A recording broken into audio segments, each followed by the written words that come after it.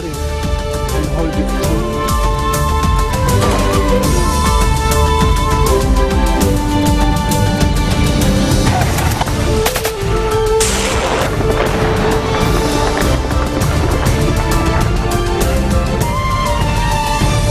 Good afternoon on this May 26th. You're watching the English newscast on Future Television. I'm Yumna Naufal, and these are today's top stories.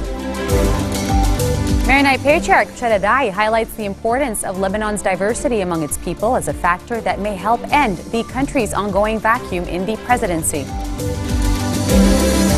Iraqi forces close in on Ramadi and launch an operation aimed at cutting off the jihadists in Anbar province before a major offensive to retake the city. And almost two-thirds of the population of war-torn Yemen have no access to clean water 2 months into the Saudi-led air campaign against rebel forces, according to relief agency Oxfam. Maronite Patriarch Shadadai highlighted the importance of Lebanon's diversity among its people as a factor that may help end the country's ongoing vacuum in the presidency. He said, quote, resolving the vacuum lies in adhering to coexistence, the national pact, and Lebanon's systems that implements this pact. He made his remarks after holding talks in Kirki with a delegation of lawmakers from the March 14 alliance. He declared that officials must agree on a democratic solution that respects the Constitution and elect a president. Furthermore, the Patriarch stressed that all sides must acknowledge the errors they have committed against the Constitution.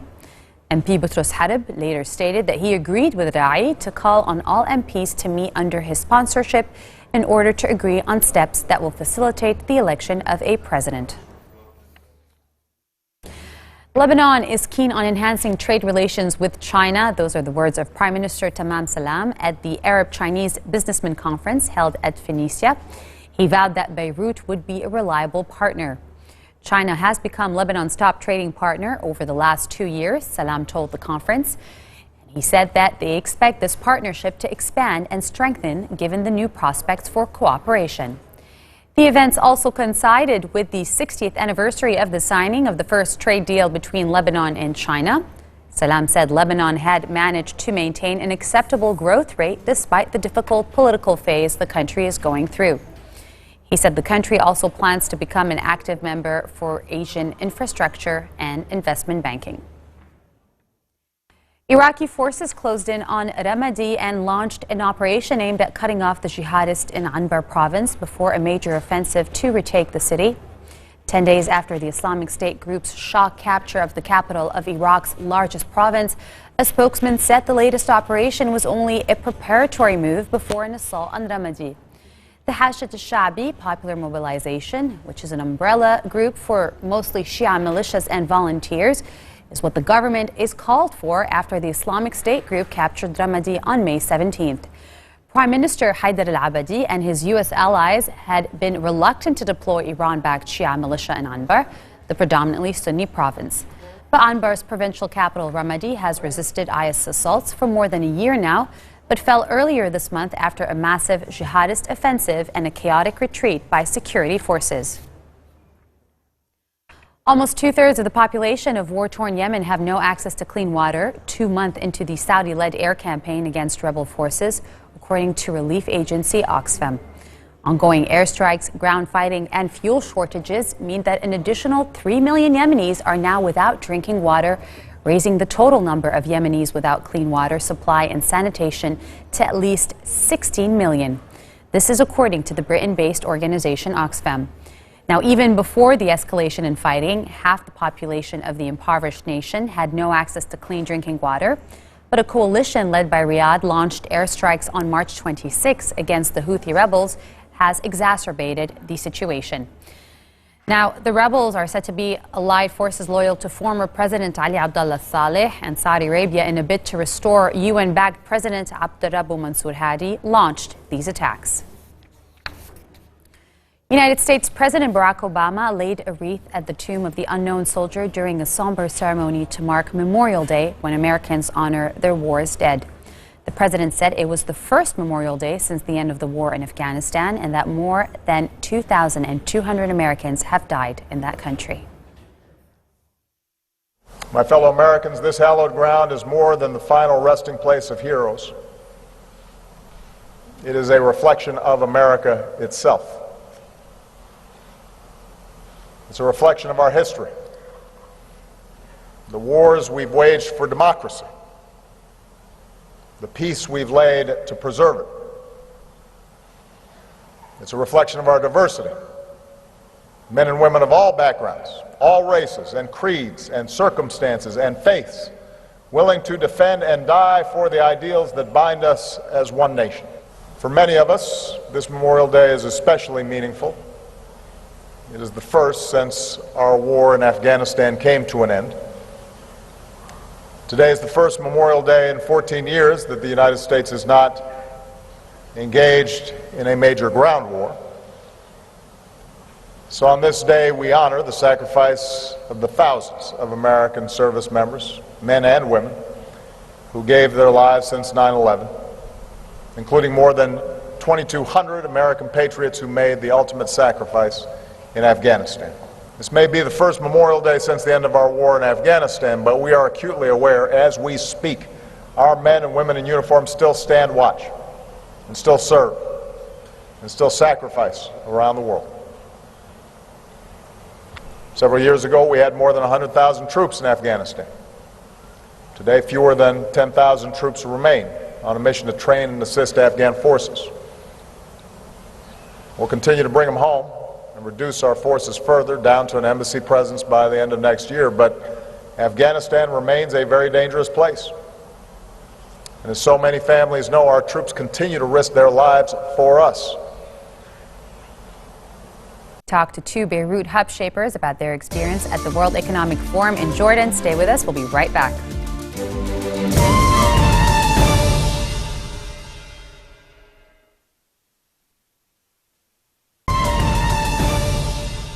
Welcome back. The World Economic Forum, known as WEF, on the Middle East and North Africa, concluded with a focus on the high youth unemployment in the region. Youth unemployment rates are among the highest in the world, 27.2% in the Middle East and more than 29% in North Africa, which is more than double the global average, according to the International Labour Organization. Now, a regional WEF official announced that 9 companies will train young people to create 100,000 jobs in the region by 2017.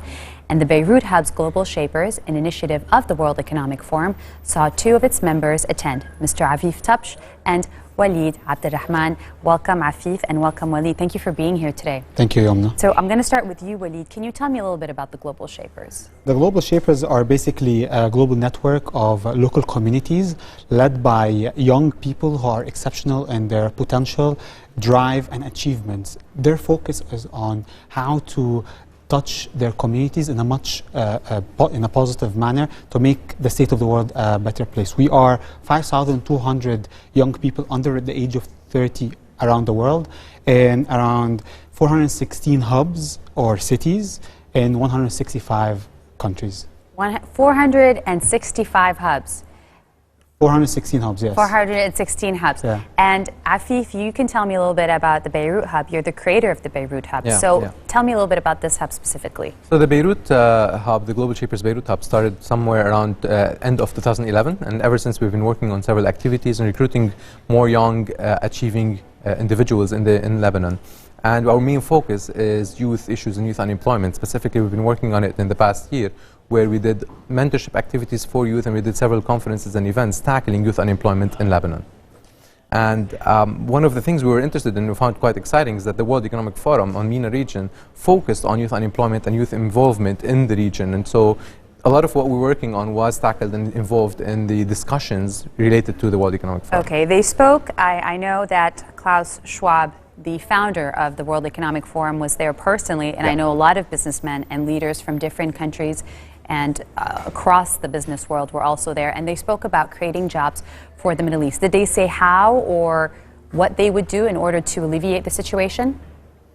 You want to answer this? Yeah, there are 2 ways to do that. They signed, as you said, a number of agreements that will create jobs. That's number 1. Number two is that there was a focus on public and private partnerships, and from there building a bridge to youth entrepreneurship. So how to integrate or create partnerships between youth startups with big corporates, so that's number one. And number two, how to facilitate or simplify the business creation and job creation process for the entrepreneurs in the different countries in the Arab world. Okay, we were talking a little bit about this before the interview started, and you said there were specific companies that were there and said that they would help with the whole situation, right? Yep. So there was, you said General Electric Yes. among them. Who else was there? There was General Electric, Ericsson, Philips, FedEx. These were the big ones. As well, there was a lot of participation from local or regional entrepreneurs who are young, showcasing their work in order to show the bigger corporations how they can integrate and partner together to deliver better value to the region. Okay. Afif, let's bring it back to Lebanon and home. Lebanon has a high unemployment rate as well, and you said that for the last couple of years, we've been working on youth unemployment in Lebanon. Sure. How do the Global Shapers plan to tackle youth unemployment in the coming year? Especially, do you think your view or you've learned something in this conference to help tackle Lebanon specifically now? Absolutely, absolutely.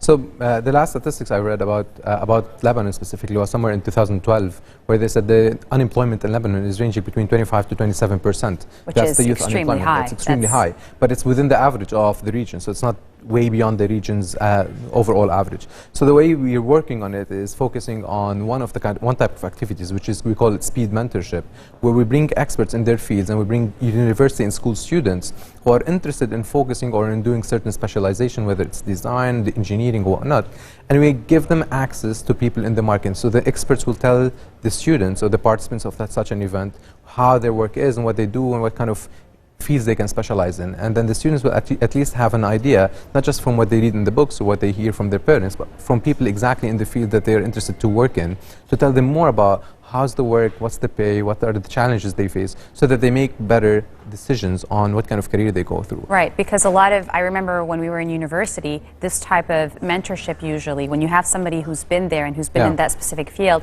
getting that kind of advice is unparalleled and is usually very specific. Waleed, what did you take from the conference? Like when you look back and you think, I was in the Dead Sea for that 3-day conference, meeting all those different people, was there anything that you retained that you can share with us? It's one thing that is right on my mind is how to, and it was a big discussion, is how to look at radicalization and from a perspective of marginalized people. So how can we create more jobs? How can we facilitate the education process? And as well, how to look at the religious rhetoric in a way that promotes peace versus having a high unemployment and then a lot of youth go towards the radicalization. Right. In the region. I'm guessing this was a big topic because of what's happening with ISIS in the Absolutely. region, and they could not, even in Jordan, they could not talk about it. Yeah. They could not talk about it because of the high influx of refugees from Syria and the different things happening in neighboring countries. So what was the main? So one conclusion is very important. Create jobs, have less problems. This is the message to the governments.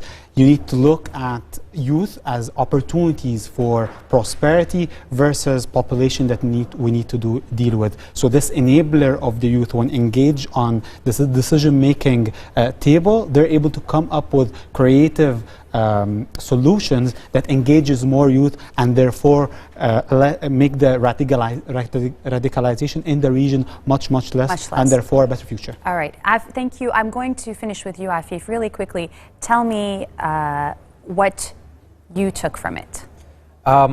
One of the key factors that I liked about the forum that happened in the MENA region is that the involvement of youth inside not just the conference, but how everyone was talking about better engagement of youth at the level of policy making, at the level of entrepreneurship, at the level of coming up with new strategies to engage youth in the employment and creating opportunities and empowerment. Not just working with youth as a beneficiary of the project, but rather making them as a partner of designing the programs and the initiatives of governments, private sector, and civil society for the future. So this is the whole Global Shaper. Which is the Global idea. Shapers It's idea. basically incorporating the youth in everything. Thank you both for being here. Thank you for having us. That was Mr. Afif Tabsh to my right and Mr. Walid Abdurrahman to my left, talking about the Dead Sea Conference of the World Economic Forum in Jordan. And on that end, we end our bulletin for today. Now for a reminder of our top stories. Maronite Patriarch Sharadai highlights the importance of Lebanon's diversity among its people as a factor that may help end the country's ongoing vacuum in the presidency. Iraqi forces close in on Ramadi and launch an operation aimed at cutting off the jihadists in Anbar province before a major offensive to retake the city. And almost two-thirds of the population of war-torn Yemen have no access to clean water 2 months into the Saudi-led air campaign against rebel forces, according to relief agency Oxfam. Those are your Tuesday headlines live on Future Television. I would like to thank everybody for watching us. Catch us again tomorrow for all the latest. Good night. مش عارف. Yeah.